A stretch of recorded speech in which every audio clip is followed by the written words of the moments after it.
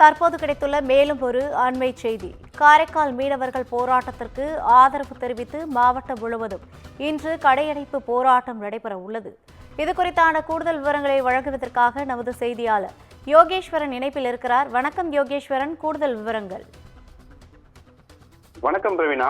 புதுச்சேரி மாநிலம் காரைக்காலில் மீனவர்கள் மீது அத்துமீறி இலங்கை கடற்படையினர் துப்பாக்கி சூடு நடத்திய சம்பவத்தை கண்டித்தும், துப்பாக்கி சூடில் காயமடைந்து இலங்கை மருத்துவமனையில் சிகிச்சை பெற்று வரும் 3 மீனவர்களை விடுவிக்க வலியுறுத்தியும், மேலும் எல்லை தாண்டி மீன் பிடித்ததாக கூறி இலங்கை அரசால் 40 லட்சம் அபராதம் மற்றும் 9 மாதம் சிறை தண்டனை விதித்து இலங்கை சிறையில் உள்ள படகு ஓட்டுநரை விடுதலை செய்ய நடவடிக்கை எடுக்காத மத்திய மற்றும் மாநில அரசை கண்டித்து இன்று மீனவர்கள் தொடர்ந்து போராட்டத்தில் ஈடுபட்டு வருகின்றனர். அந்த வகையில் நேற்று ரயில் மறியல் போராட்டத்தில் ஈடுபட்டு வந்தனர். இன்று 8வது நாளாக போராட்டமானது காரைக்கால் வணிகர் சங்கத்துடன் இணைந்து காரைக்கால் நகர் பகுதியில் உள்ள 500க்கும் மேற்பட்ட கடைகளை அடைத்து தங்களது கண்டனத்தை மத்திய மற்றும் மாநில அரசுக்கு பதிவு செய்து வருகின்றனர்.